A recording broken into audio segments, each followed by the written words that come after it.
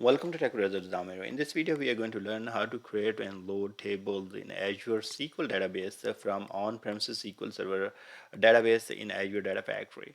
So let's take a look at what we have here. I have a SQL Server database that's on the on-premises, and this actually SQL Server has a lot of databases, but one of the databases is called TechbrothersIT, and it has 4 or 5 tables. Yeah, 5 tables. So what I would like to do, I would like to copy all these tables to my Azure SQL database, and I'm going to use self-hosted IR. So by using self-hosted IR, we can read the data between different networks, and here in this case, I'm going to read the data from my on-premises SQL Server and load to the Azure SQL database. Now let's go to the Azure and take a look what we have there. Here is my I just created actually Azure SQL Server and created this database. So I'm going to click right here. See, is called SQL Database. And now what we are going to do here, that's our server name. And let me copy that anyways. So let's connect to that server from the SSMS. So I'm going to provide the name here. So we are connecting to our Azure server from our SSMS. So that's on our local computer or on premises or on the laptop, whatever you want to call it. So it's going to ask you, hey, what is your username? So I'm going to provide my username here, and once I provide my username, and then it's going to log in, it's going to hit OK, and we are all good. So finally we are connected here, right here, and see there is a database called TBIT.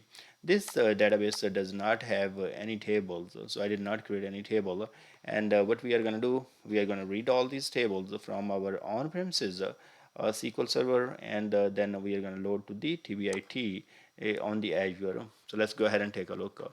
So first of all, what we need Azure Data Factory, and I already have Azure Data Factory. I was creating one pipeline for the previous demo, so not a big deal. We will start over from scratch and go to manage here. And first of all, what you need integration runtime. You need a self-hosted integration runtime because you are reading from on-prem to the Azure SQL database. Okay, so if you're reading across the networks, so you can use the self-hosted IR, and that will be very helpful. Now, second part, let's start everything from scratch. So what we are going to do, we are going to go to the pipeline. Here is new pipeline. And what we are going to do, we are going to, first of all, we need the list of the table. So my requirement can be very dynamic, but it can be, let's say tomorrow, maybe I have 20 tables, and maybe another day I will have 30 tables, so I would like to read all the tables and then load to the Azure SQL database. So in this case, what I'm going to do, I'm going to use the select name from this start table. This query is going to give me the list of my SQL table names. Okay, so if you guys are not in if let's say tomorrow you want to be just loading anything that start with SSIS, or you can want to put some filter, you can always say where name like SSIS, or whatever. So you can always filter. That's one of the things you can do, but in my case I'm going to go ahead and take all the columns, sorry, all the tables. Now I'm going to go to the Azure Data Factory again. I'm going to use a lookup. So lookup, what lookup does, it can read different data from different sources. In this case, we are reading the data from the our on-premises by using self-hosted IR. So let's go to setting. In this setting, first of all, I would like to tell you, go ahead and remove this part. We uncheck this first row only, because we are reading the entire rows. So I'm going to click on new, and here type SQL Server. So once you click SQL Server, not the Azure SQL Server, first we are making connection to our on-premises SQL Server. So I'm going to go ahead and click next, and here I'm going to say on-prem. Okay, so everything at the end we have an on-prem. Here we have already created the link services, but I'm going to create one new for you, so you would know that. I'm going to call it LNK, and then I'm going to call it on-prem demo. Okay, so here I'm going to use self-hosted IR because I need to connect to my on-premises SQL Server, and here we have to provide the name of the server. So I'm going to go here, say select at the rate server name. All good here. Copy. Now we are going to go back to our portal here, server name, database name, and if you guys remember, my database name is called TechbrothersIT. IT, and the SQL authentication is just fine, TB user, and provide the password. So that's gonna be just fine. So we are going to test our connection and it's going to be successful. So successful, all good here. So we have made the connection to our on-premises SQL Server, and our next goal is to read the list of those tables by using a lookup, right? So here I'm not going to choose the table names because I'm going to use the query. So hit OK, and then we are going to go to the query here and use the query. You can always, maybe even in the lookup, let's say if you have saved the list of the tables in some table, you can use a table here and then maybe provide the name of that table, and it will read the list of the tables from your database. But in my case, I'm going to go ahead and paste the query, and that will help to get the list of the tables. Okay, so that's our query. Now we are going to go ahead and preview our data, and it's going to return us the 5 different names of our tables. So let's we are waiting for it, and these are the name of my tables. All good. Next part is I'm going to loop through these list of the tables, right? Because I have to load this table. So I'm going to use for each loop here, and in the for each loop, I'm going to connect to my lookup, and then I'm going to go to the settings here and go to items, and here I'm going to say add dynamic content and select my lookup. So lookup one and dot output dot value. So now what I'm saying now, get me everything what you have there, right? So it is going to get me all the values. So once it give me all the values, now I have to loop through that, right? So this for each loop is going to loop, but inside the loop I have to do something. So I have to load each table, right? Now I'm going to use the copy activity. And in the copy activity, I'm going to go to the source and I'm going to make a connection to our this data set is going to be to the SQL server. So because we need to read the data from the on-premises, right? So I'm going to say on-prem, and then I'm going to use this link, this service that I just created with you guys. Okay, so here I can see I can choose the name of the table, but in my case, as the table names are changing, I have the list of them that need to come from the for each loop. So I'm going to hit none here and not select anything here. I'm going to hit OK, and now my data set is pretty much ready. Beside it does not know the table name on each of the iteration. So I'm going to go to the open here, and in the open I'm going to go to the parameter, and here I'm going to create the parameter called table name. Why? Because from the for each loop I'm going to get the table name on each of the iteration, and I will pass to this guy and then use in my connection. So in the connection we are going to tell like from which table you need to read, right? So in my case, all are DBA schema, and if your schema is different for different table, you could have read actually 2 values in the select. So in this case you could have read schema name and name. So you could have read them and use into different parameters. In my case, I'm going to be only using one. So right here, that's my name of the table. So I'm going to go to the table name and I map that parameter. So now in this connection, it is using this parameter, but there is no value as of now. I have provided to this name table name parameter. So what I need to do, I'm going to go to the pipeline back and here see this data set properties, there is a table name parameter. Now I can map something. So I'm going to go click here, add dynamic content, and here from the for each loop item, I'm going to get the name. So in each of the iteration, provide me name or save the name into the table name parameter. That's what I'm telling this guy. Okay, now it will be able to read on each of the iteration, but what I have to do, I have to write that data to some database, right? So we are going to go to the sink here, and in the sink data set, I'm going to go ahead and create a new data set, and this is going to be Azure SQL.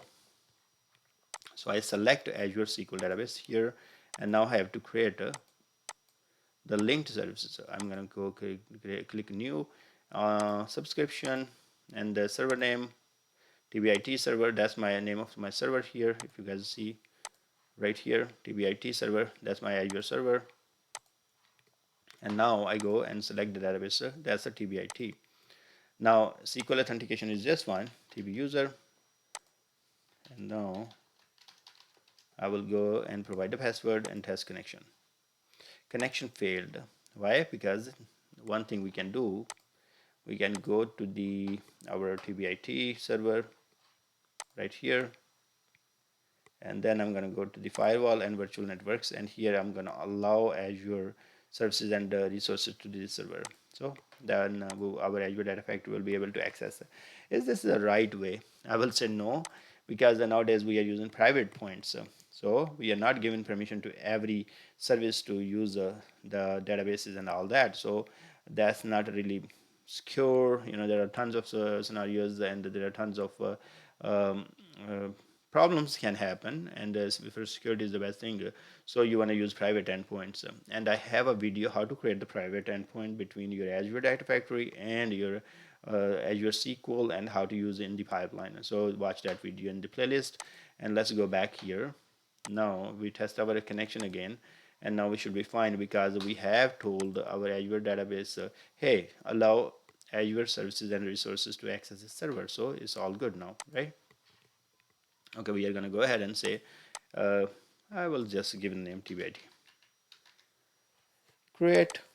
So now it's creating the linked service, and now it is asking, hey, which table name you would like to load. So I'm not going to say anything about that as well, and hit OK. Now, in the previous video, if you guys remember that, what we did, we have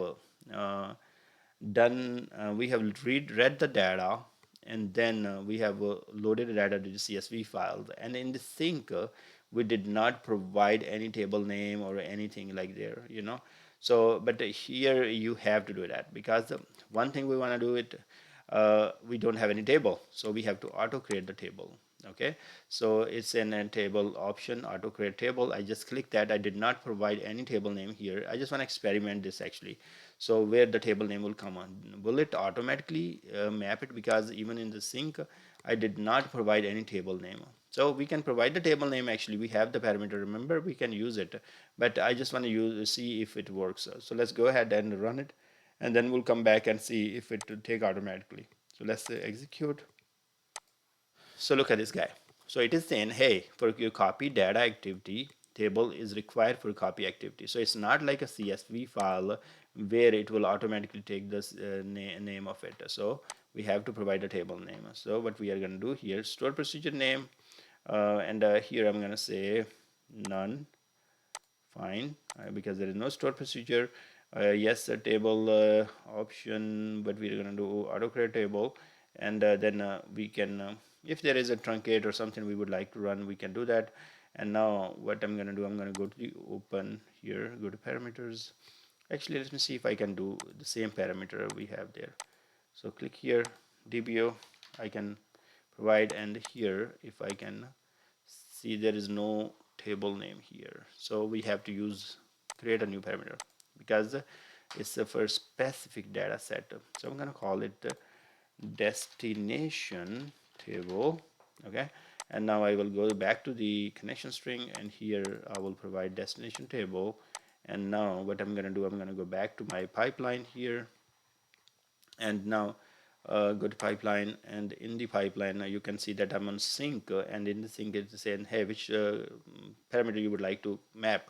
So remember that we have a parameter that's coming from our for each, we can use that one. So right here, that's our value we will be using it, item.name. So it's the same for our sync, and in the sync is item.name, so it will be same table name first time, then same table name for the destination, and here we have a say auto create table. So let's go ahead and run it.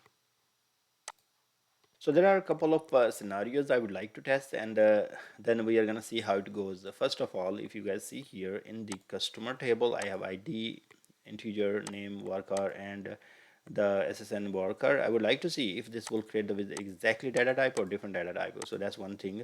And then the second part, what we are going to do, we are going to actually we can take the table name definition from here and create it first, and then just map it. So that's another scenario.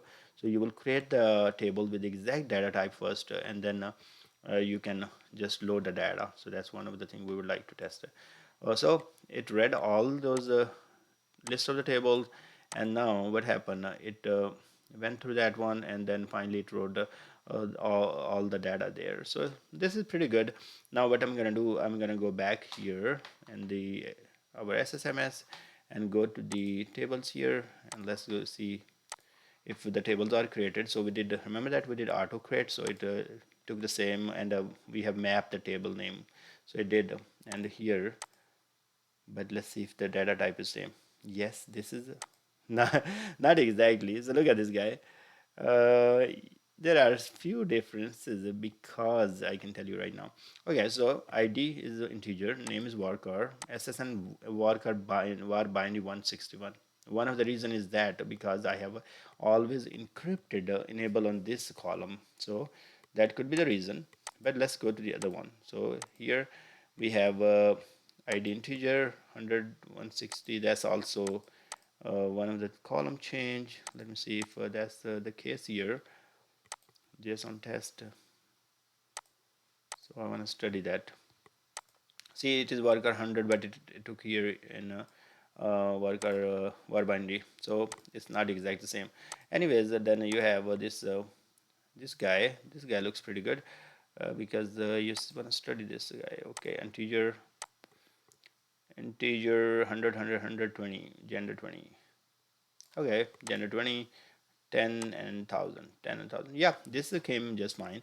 So I did actually created some of the tables with a nice uh, data types. So this is how I will take it. I don't know, but there are some columns we see that they were actually always encrypted and all that, and that's why we couldn't really it did not create it in the right way. So we are going to go right click here and select the data and see how it worked. So if you guys remember that this column was always encrypted, and I did not actually really thought about that, and it is saved as a encrypted column, So in the next video, what we will do, we'll create another video where you will be able to read and write the data to the always encrypted, and here you can see that that also have an encrypted column. Now go to the SSIS JSON, and that should work just fine. Okay, yeah, that worked. All good here. So that was one of the way. And now another other thing what we can do, we can always drop these tables. Let's say if I will drop all these tables. Now I'm gonna go ahead and delete. It's taken some time to delete the tables. I could have write the script just to drop all the tables, but I'm kind of slow here, so I don't care. Anyways, delete. And in this case, what I'm doing, I'm going to create the tables first, and then we are going to just do the mapping. So we don't have to do a mapping and all that. We just will, we're not going to map column to column here. So right here, if you go right there and go to the tables, go to the view, object explorer detail, and these are the list of the tables I have. Let me select all of them, and I'm going to script as create new. Now I will bring everything right here, copy, go to the TBIT, that's my Azure database, and then what I'm going to do at the end, I just remove this use statement, and then I'm going to create all the tables there. So it says, see, there is a encryption and all that, so that's one of the reason there are some tables they are encrypted. So let me see if they got created anyways or not. Okay, so wherever the encryption was, it did not get created, and that's fine. So what we can do now, we can change our query a little bit, and in this case, we don't have to read all the tables, and we will read only the tables that are required, and for which we have the already existing tables. So what we can do here, in this case, I will say where name in.